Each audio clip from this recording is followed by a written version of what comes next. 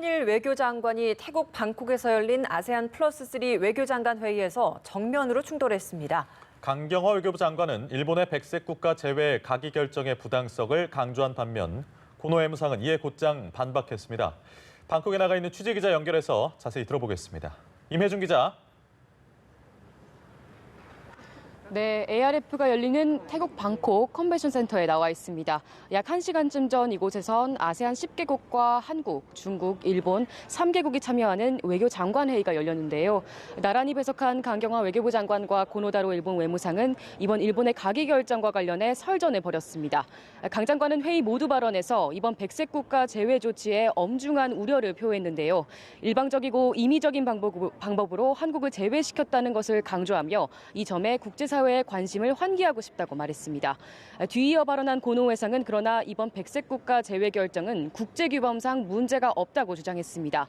필수적이고 합법적인 수출 통제에 대한 검토는 세계무역기구 WTO 협정과 관련 규정에 양립한다면서 강 장관의 발언을 정면으로 반박했습니다.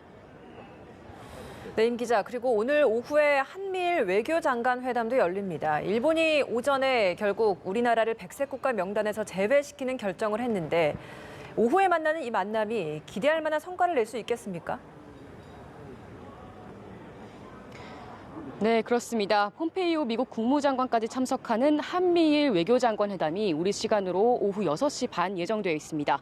3국 외교장관 회담에선 관련한 논의가 최우선 의제로 오를 전망입니다. 강경화 외교부 장관은 우선 가기 결정에 대한 강한 유감을 표시한 뒤 이번 조치는 명백한 보복 조치로 보는 우리의 입장을 집중적으로 피력할 것으로 예상됩니다. 어제 한일 외교장관이 마주 앉았음에도 불구하고 끝내 백색 국가 제외 결정이 내려진 만큼 두 나라가 해결할 수 있는 선은 이미 넘었다는 평가가 나오고 있는데요. 때문에 미국의 역할에 어느 때보다 관심이 집중됩니다.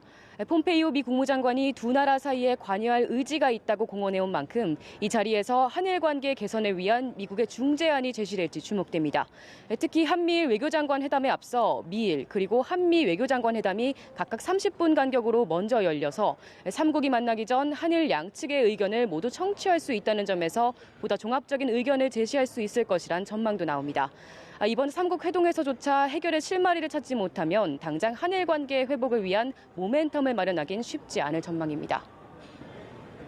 네, 그런데 이렇게 한미가 외교적 노력을 계속한다고 해도 일본이 강경 기조를 바꾸지 않는다면 그때는 어떻게 되는 겁니까? 정부도 대책을 마련해둔 건가요? 네, 정부도 어제 강수를 뒀습니다. 한일 외교장관 회담 뒤 강경화 외교부 장관은 회담 결과를 설명하면서 일본의 보복 조치가 계속된다면 한일 안보의 틀에 대한 검토에 들어갈 수 있다고 말했습니다.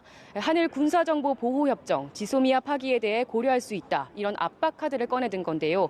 지소미아는 북한 북핵 위협에 대비해서 맺은 협정으로 일본은 협정을 유지해야 한다는 입장입니다.